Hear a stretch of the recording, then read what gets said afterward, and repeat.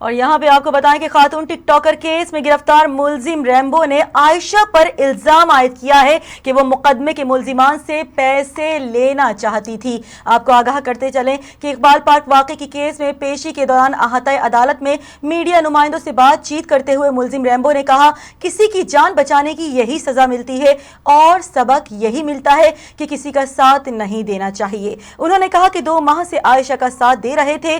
مجھ سمیت گرفتار تمام افراد اس کیس کے گواہ بھی ہیں۔ ملزم ریمبو کا کہنا تھا عائشہ مقدمے کے ملزموں میں 5 لاکھ روپے لینا چاہتی تھی۔ اسی حوالے سے کچھ مزید بات کریں گے۔ سوشل ایکٹیوسٹ پیرا وسیم ہمارے ساتھ موجود ہیں۔ بہت شکریہ میم فیض ٹی وی سے بات کرنے کے لیے۔ جیسے کہ آپ جانتی ہیں عائشہ نے گزشتہ روز بیان دیا ہے جبکہ ریمبو کی جانب سے بھی اب بیان سامنے آ گیا ہے، کیا کہیں گی آپ؟ تھینک یو مجھے لائن پہ لینے کے لیے۔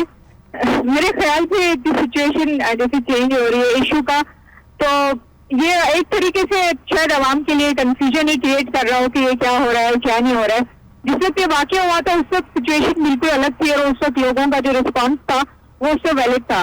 اب جو یہ بلیم گیم شروع ہو گیا ہے دونوں پارٹیز کی طرف سے، تو میرے خیال سے اب اس کی وجہ سے جن لوگوں نے اس وقت اگر رسپانس دیا بھی تھا تو لوگ اب ان سے کوشش کر رہے ہیں کہ دیکھیں آپ ان خاتون کے حق میں اتنا بول رہے تھے، ان کے ساتھ برا ہوا اور یہ اس طرح کی کہانیاں شروع آ رہی ہیں۔ تو اس کی وجہ سے میرے خیال سے نا کہ ہم اصل ایشوز سے ہمیشہ ہی ہٹ جاتے ہیں اور اس بحث میں آ جاتے ہیں جو کہ اتنی ریلیونٹ نہیں ہوتی ہے۔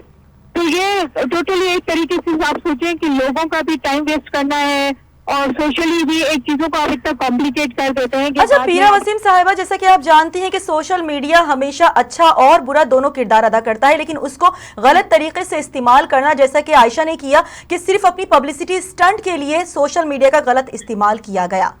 جی جی، تو اس کی وجہ سے پتہ ہے اثر کن کو پڑے گا؟ جو واقعی میں وکٹمز ہوتے ہیں، جن کے ساتھ ایسے کوئی واقعات ہوتے ہیں، پھر لوگ جو ہے اس سے بولنے سے بھی اب آگے جا کے پرہیز کریں گے کہ یہ بھی کوئی ایسا ہی واقعہ نکل آئے گا۔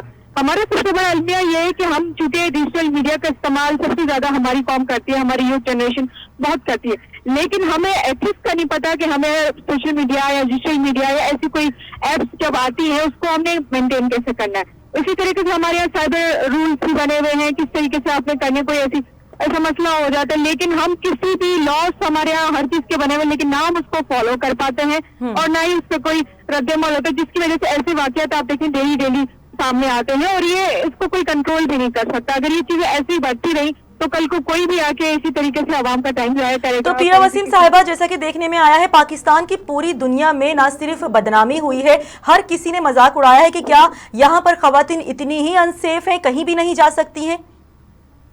ہاں بالکل ایسا ہی ہے اور کافی حد تک یہ سچویشن ایسی ہوتی بھی ہے۔ یہ نہیں ہے کہ یہ ایک ایسا انوکھا واقعہ ہے کہ پاکستان میں اس سے بڑھ کے بدتر واقعات ہوتے رہتے ہیں۔ اگر ہم ریپ واقعات دیکھ لیں، ہم قتل کے واقعات دیکھیں، اس طرح کے بھی ہوتے رہتے ہیں، لیکن میں کہہ رہی ہوں اب یہ ان طرح کے واقعات پبلسٹی سٹنٹ کر کے پھر اس سے غائب ہو جانا، اب کوئی ریئل میں بھی کوئی ایسا واقعہ ہوگا نا تو عوام اس کو بھی اب سیریس نہیں لے گی۔ وہ یہی سوچے کہ یہ پھر ہو سکتا ہے ایسی کوئی کہانی بنائی گئی ہو، پاکستان کو بدنام کرنے کی سازش کی گئی ہے، تو اس کی روک تھام جو ہے نا بہت زیادہ ضروری ہے۔ اس کے لیے ڈیجیٹل پلیٹ فارمز کے لیے ہمارے لوگوں کو بھی ایک تو آگاہی دی جائے، چاہے جو ادارے بنے ہوئے یا ہمارے کورس میں کریکولم میں ڈیجیٹل جو ہمارے سبجیکٹس ہیں نا ان کو انکلوڈ کیا جائے، اس کے ایتھکس سکھائے جائیں، کیسے کس چیز کو یوز کیا جائے اور اس کے آپ کے پاس لاز ہونے چاہیے اور امپلیمنٹ ہونے چاہیے۔ بیسیکلی اویئرنیس کی ضرورت ہے عوام کے لیے۔ اچھا پیرا صاحبہ، جیسا کہ ہم نے پہلے بھی بات کی، اس وقت بلیم گیم چل نکلا ہے ریمبو عائشہ پر اور عائشہ ریمبو کے اوپر بلیم لگا رہی ہیں۔ اونٹ کس کروٹ بیٹھے گا، کیا لگتا ہے آپ کو؟ یہ مجھے نہیں لگتا کہ اس بارے میں کچھ بھی کہا جا سکتا ہے کہ ابھی یہ بھی نہیں پتا نا کہ ان دونوں طرف کی باتوں میں سچائی کتنی ہے، کیونکہ جب یہ واقعہ ہوا تھا تو دونوں آپس میں کھڑے ہو کے ایسا لگتا ہے بھائی بہن رو رہے ہیں اور آپس میں ایک دوسرے کے ساتھ دکھ کر رہے ہیں کہ ہمارے ساتھ یہ ہو گیا وہ، اب کہانی بالکل چینج ہے۔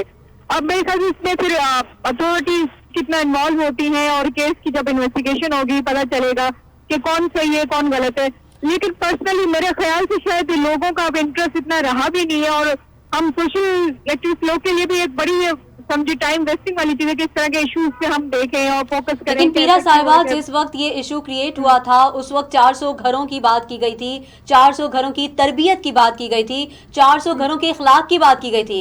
लेकिन अब अगर आज के बयान देखें तो उसमें ये लग रहा है कि उन 400 घरों पर, उन 400 घरों की तरबियत पर एक बंदी की तरबियत भारी पड़ी है। तो क्या आप कहेंगी कि ये सारा मामला देखकर कल को अगर कोई वाकई ही इस तरह का वाकया होता है तो कोई मानेगा कि औरत ही मजलूम है?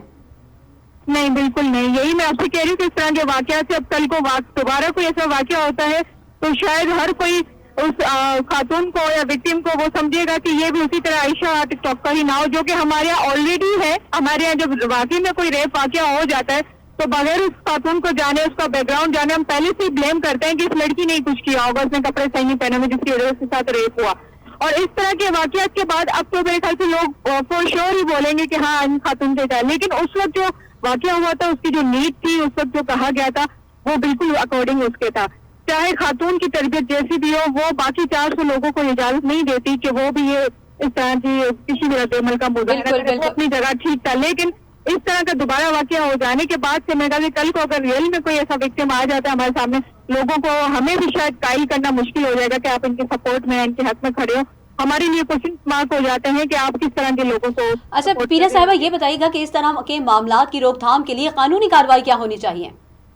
देखिए, बिल्कुल इसमें कानूनी ही हो सकती है। ये अगर जैसे जो इन्वेस्टिगेशन के हद तक चला गया है, इन्होंने एक दूसरे के खिलाफ दायर किया, अब इसकी प्रॉपर इन्वेस्टिगेशन होनी चाहिए।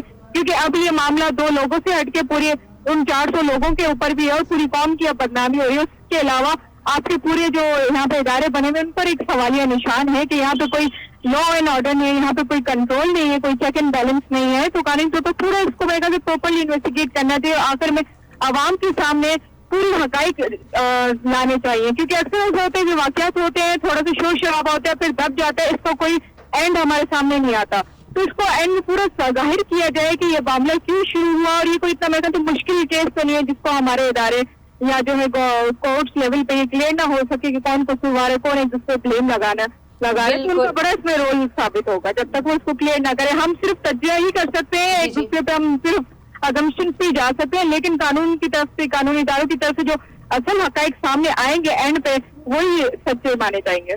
बिल्कुल, बहुत शुक्रिया। बिल्कुल ठीक कहा आपने कि जो तहकीकात होगी उसके जो नताइज होंगे वो भी सबके सामने आने चाहिए। बहुत शुक्रिया मैम, आपने अपना कीमती वक्त हमें दिया।